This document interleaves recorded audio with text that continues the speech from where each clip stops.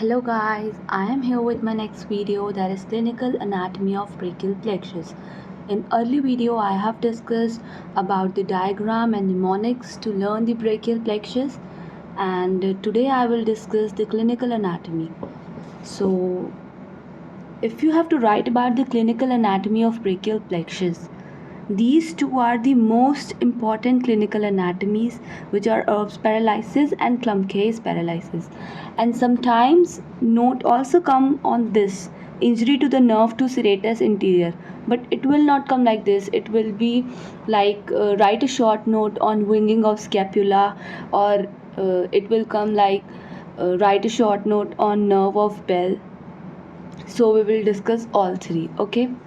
And but obvious, if it comes the clinical anatomy, or if it comes the question like brachial plexus, then you have to write everything, all these three.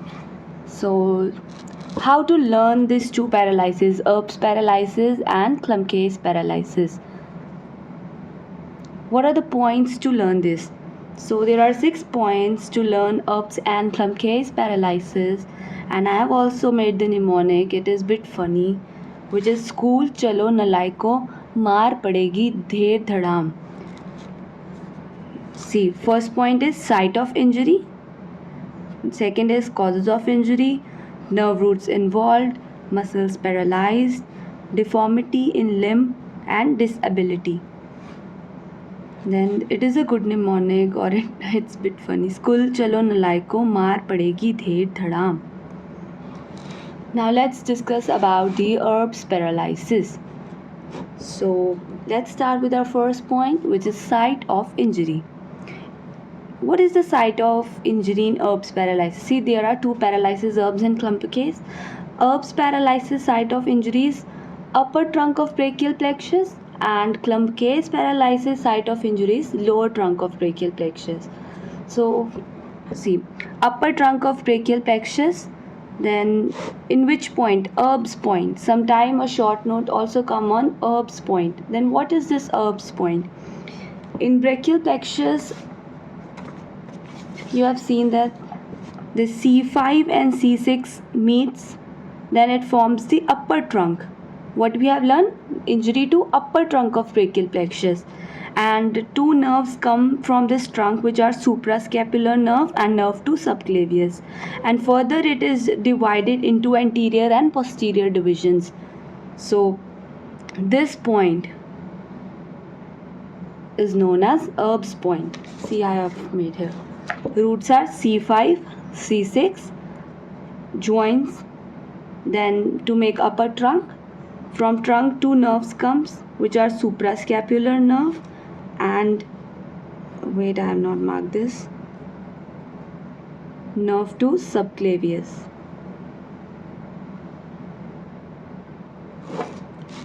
Suprascapular nerve and nerve to subclavius, and then it is divided into anterior division and posterior division.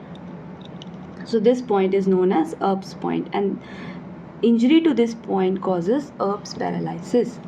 Now let's come to our next point. Our next point is causes of injury. What are the causes of injury? Basically, what happens in this injury? There is separation of head from the shoulder. I will share the image of this Erb's paralysis. So what could be the reasons that head is separated from the shoulder? It could be a birth injury. It could be somebody has fallen on his shoulder, or during anesthesia. Now our next point is nerve roots involved. Nerve roots I have already told in this diagram. It is C5 and C6, but it is C5 and partly it is C6. Now our next point is muscles paralyzed. So to learn muscles paralyzed, to remember 3 B's. 3 B's. Okay, 3B, which is bicep brachii, brachialis, and brachioradialis. All of them consist the word brachii. Biceps brachii, brachialis, brachioradialis, and deltoid. These all are completely paralyzed. and which are partly paralyzed are supraspinatus, infraspinatus, and supinator. Our next point is deformity and position of the limb. If we see the position of limb, what happens to the arm? It hangs by its side. I will share the picture of this. Arm, it hangs, see in this picture. Arm is hanging by its side. Arm is adducted. Adducted means close to the body. And it is medially rotated. Medially is towards the body, laterally is away from the body. This is the scenario of arm. What happens to the forearm? Forearm is extended and pronated. What is pronated? Pronated is basically picking up the food. This is pronation and this is supination. Supination is eating the food, pronated is picking the food. Now, see why supination is not happening, because all supinator is paralyzed. And what's this deformity called? This deformity is also called puller's step hand, waiter's step hand, or porter's step hand. Imagine if somebody is taking a tip. Now our next point is disability. In disability, what happens? Abduction and lateral rotation of arm at shoulder. See, what's the position of limb? It is adducted. So what would be the disability? Arm can't be abducted, and if it is if the deformity is medially rotated, if arm is medially rotated, means we can't rotate it laterally. So disability would be abduction and lateral rotation of arm. Then second is flexion and supination of the forearm is lost. Basically disability means movements which are lost, movements of the limb which are lost.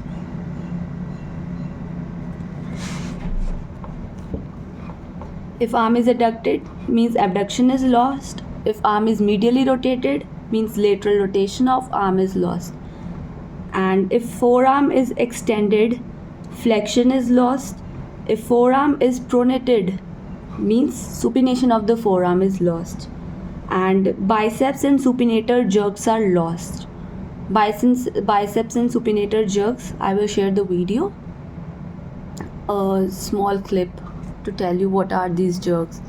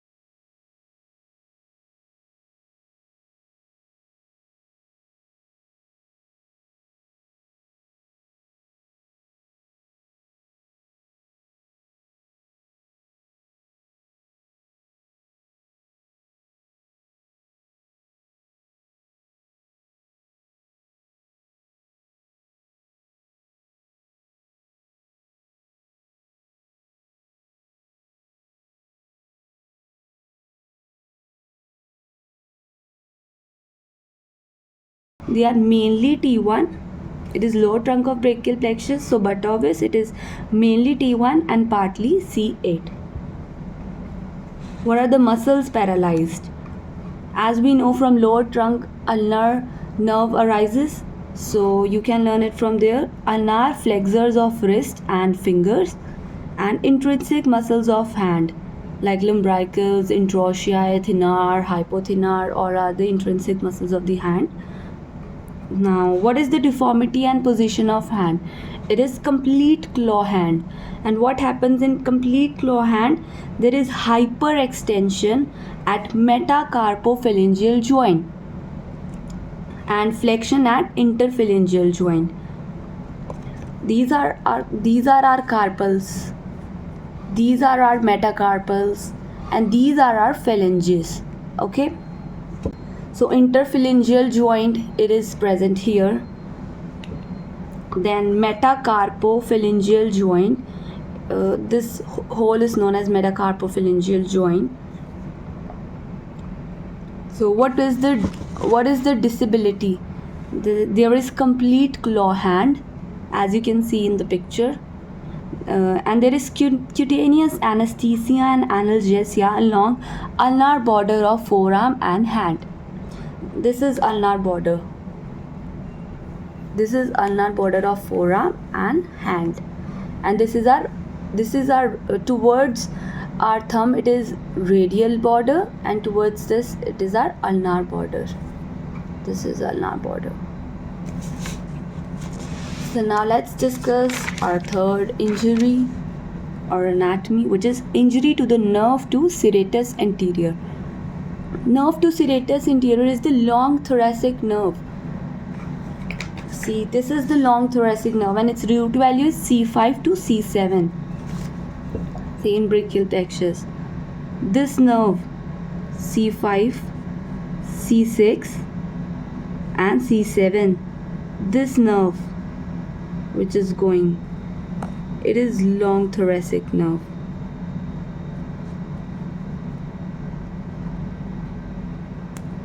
This is long thoracic nerve. So if there is any injury to long thoracic nerve, so what are the causes of injury to this nerve? If there is sudden pressure on the shoulder from above, or if somebody is carrying heavy loads on shoulder. And what is the deformity? There is winging of scapula. This is very important short note. Short note come on winging of scapula or nerve of Bell. Winging of scapula. What happens in winging of scapula? There is excess prominent medial border of scapula. We can see the prominent border, medial border of scapula. Normally our medial border is against the thoracic wall, but in this deformity there is the prominence of the medial border. What is the disability? Loss of punching and pushing movements, as serratus anterior muscle helps us to push and punch, and it also helps us in overhead abduction of shoulder. So overhead abduction of shoulder girdle is partly affected, as trapezius also helps in overhead abduction, so it is partly affected. So I am done with my video. Hope you liked it.